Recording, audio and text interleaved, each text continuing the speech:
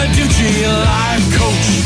Danny Bonaduce, life Danny Bonaduce, life coach. That is me. Phone lines are open. 1-800-252-1025. Life coach. You can call me right now. You can also email me at lifecoach@KZOK.com. Life Coach brought to you by Goldberg Jones Divorce for Men. Call 1-800-DIVORCE. I'm going to go right to the phones and talk to John in Everett. Good morning, John.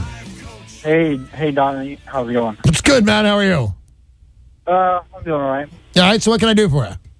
Well, I got kind of a pathetic story for you. I broke up with this chick about a year ago, and twice, actually, and I can't stop thinking about her. I fell in love with her, and here's the screwed up part, is she, unbeknownst to me when I started dating her, was in love with some other guy that she had never even met, that she had met over the internet. Oh, my God. Did he turn out to be a real person?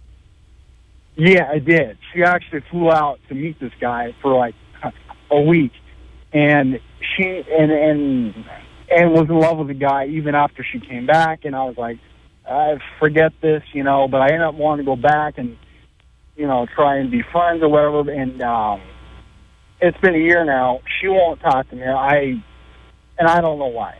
I mean, Well, can I give you Can I give you a reasonable piece of advice right here? And I do want more information, but right off the top of my head, you're lucky. Shine this chick. She's a ton of trouble. She's a grown woman going to fly off to some state for a guy I never met, fly back after one lousy week, and he's the right guy. This chick is nothing but problems. You dodged a bullet, man, and you're a lucky guy. And if I do nothing else on this conversation with you, and I don't think that I will, and I'll explain myself in a minute, to make yourself happy that you dodged that. Somebody else got that woman. Good thing. Let them have her. She's trouble. All right, go on, John. Yeah, so basically, she's broke up with that guy back here, and she knows how much I can't stop thinking about her. I love her. All right, I'm going to write. I don't actually write stuff down on this show, but if I were going to write stuff down, it would be that that you can't stop thinking about this girl. Yeah. And okay. I don't know why. I cannot. I just feel like somebody needs to tell me, whack me upside the head and say, listen, dude, she's nothing, she's no good, and that's kind of Isn't that what I just said? This chick's a nightmare. You're lucky to be rid of her. I just said that to you. But let me say something to you, John, my friend, because I really do like you. If this phone call conversation is about this, and this is what it says on my screen here, how do I stop thinking about this girl? I'm all broken up over it. I can't stop thinking. I've been in that boat 100 times, man. Here, does this sound familiar? You know what? She's the first thought I have when I wake up in the morning. Does that sound right to you? John? Yeah. John, is that right? Yeah, that's right. Okay, now, Will chimed in with, do you get that? And the last thought before I go to bed, there's nothing special about this girl. This is what happens. This happens to everybody. I know Gibbons has been through this. We've all been through this. I've been through it. I'm 55 years old. I've been through it 5 times. I have met the woman for me 5 times at least. And when they go, whether I break up with them or they break up with me, they're the last thought I have at night. They're the first thought I have in the morning. I'm never going to get the right girl. That was the one. I missed my one chance. Here's the thing I would tell you. I was in an AA meeting, and I'll never forget this. I don't even like AA meetings. I'm at an AA meeting 15 years ago. The guy, speaker, he's, 40. And he's up there talking about lots of stuff, not just booze. But he says he sees his kid who is 15 out of control. And he just doesn't know what to do. Why?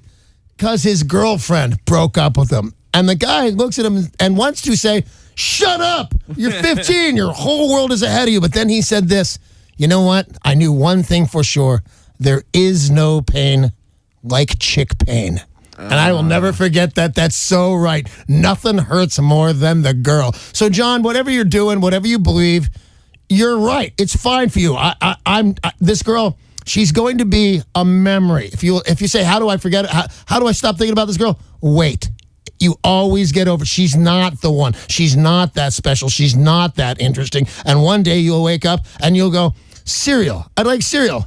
Oh, what happened to that girl? And she'll be about the second thing you thought that day, and then she'll go away. So you're doing all the right stuff. Let her go away on her own. But somewhere, no, because you called me and I appreciate it.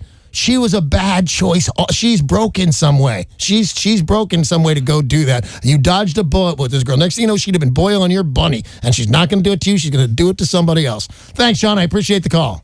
If you've got a question for the life coach, 800-252-1025. Any kind of question you have, he can help you, so make the call. Mark in Kent, you're on with Danny. Oh, yeah, Mark. Danny, how you doing? I'm well, buddy. How are you? I'm all right. I got a little problem, though. I've been married for almost 20 years now, and about 10 years ago, my wife had cancer, and ever since she had her cancer, she stopped. We stopped being intimate with each other. Did she have a mastectomy? Yes, she did. All right, real normal, bro. A lot of women, and it's sad, and I've never known anybody personally to be intimate with, so I can't speak to it, with a lot of authority, but if you read, real natural problem, they don't feel like a woman anymore. So here's what you're going to have to do. And I don't know how you're going to go about it. I don't know Mark's moves, but I'll tell you this. Don't be too obvious about it. You know what? Do whatever you want. You can be obvious about it if you want. But here's the thing. She put her womanness, her womanhood into that breast. I can think of a lot of things I put my guyness into, so to speak, So she doesn't feel like a woman anymore. She certainly doesn't feel sexy anymore. She has a scar where she used to have her breast. So, talk to somebody and look it up on the internet because you'll find out, that's a thing. This woman doesn't feel sexy anymore. It goes that way with not just her breasts, which are a thing of her gender, that she's a woman. Here are my breasts, here are my other parts. That's what makes her a woman. But I know a lot of people, and I've read about a lot of people anyway, they get something else cut off, a leg, an arm. Amputees don't feel real sexy. You'll forget this because the amputee is real obvious if it's an arm or a leg, but they don't feel sexy anymore. Now, make that somebody's how they encapsulate what makes them feel sexy. So I think on this one, you're going to have to wait, like I told the guy before you, and I'm right about that guy. Just hang in. But you might want to start making your moves. You know your wife better than anyone. If it's somebody to talk to, if you want to say, listen, Becky, I still think of you as sexy, a viable human being. If, a lot of people aren't used to talking to their wives like that, and I'm not recommending it.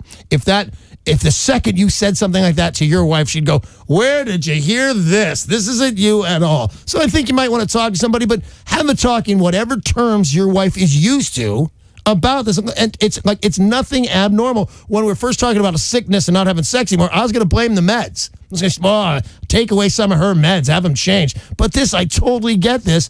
I've read about it 100 times. She doesn't feel sexy. So here's your thing, Mark in Kent, who I love. Make her feel sexy. That's your job. That's your task, grasshopper. Make this woman feel sexy, and things will be better. And remember, this all happened with cancer and an amputation. So you're going to have to take it easy on this lady. She's been through a lot. But there's your job, buddy. Make this girl feel sexy. Hey, I'm really glad that you thought to call me about this. Thanks, Mark.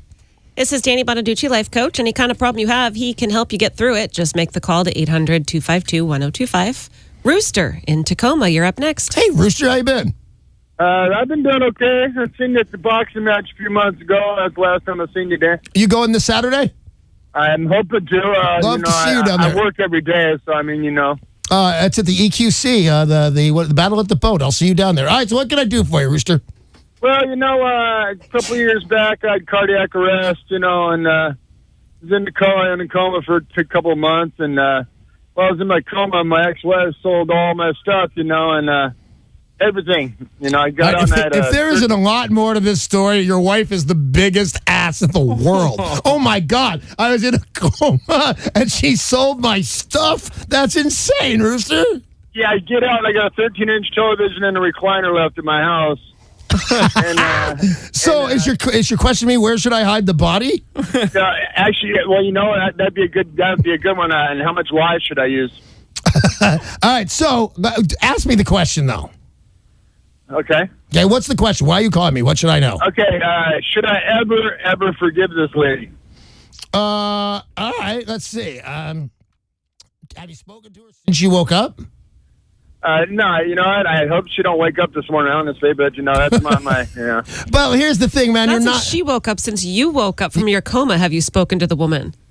What's funny is when she found out I was alive, she left me at 6 years with the kids. No. Get away from this lady. Oh, my God. It's like, who cares if you forgive her? Oh, my God. She doesn't even like you. you know, when you're in a coma, true, we're it is true, but you're hanging by a thread. You're not just in a coma. It's not the same as being asleep. You're really, really, really sick. It could go either way. You could not wake up. You could wake up a vegetable. Was this a coma where he might not be coming back? Oh, well, all comas. That's what I'm saying right here. All comas. I was in a coma. Yes, all comas are a coma that you might not. And 8 days? 2.5 months. Oh my God! Yeah, no. You should I forgive her, or if the question was, can I forgive her? Because I get a lot of that. I often talk about infidelity because my opinions have changed and things can be forgiven, possibly. But this, should I forgive her? No. There's no excuse, is there? Like, what could she say in her defense? Oh no, I'll ask you, Sam. Okay. So while I was in a coma, Yes. IV things sticking in my ears, beeping behind my head. Amy sold our house and now lives with some other guy. Selling all your stuff. And lives with a But stranger. what's the reason? Maybe she thought he was not coming out of it and needed to pay the medical bills. Maybe she had a good reason. No excuse, by the way. No excuse. Well, I'll ask you, what was her reason for selling all your stuff? Yeah, I just, I see her every once in a while. She tries to come and visit the kids and stuff. But, when she comes in, I leave the room. I can't stand to even see her face. I'm surprised she didn't sell one of your kids. Hey, when I got out, the kids weren't even at the house. I had to go get the kids, and once I went and got them, she left me for 6 years after that. No, this woman doesn't want good things for you. The right thing to do is stay away from this woman. So, Rooster, if you're asking me, and it says right here that you are, should I forgive her? Absolutely not. Not for the kids, not for the in-laws, not for anything, not ever. All right. Thank you. That's all the time we have for Danny Bonaduce, Life Coach today. Life Coach brought to you by Goldberg Jones Divorce Event. Remember this phone number, 1-800-DIVORCE. You might need that. Yeah, Rooster.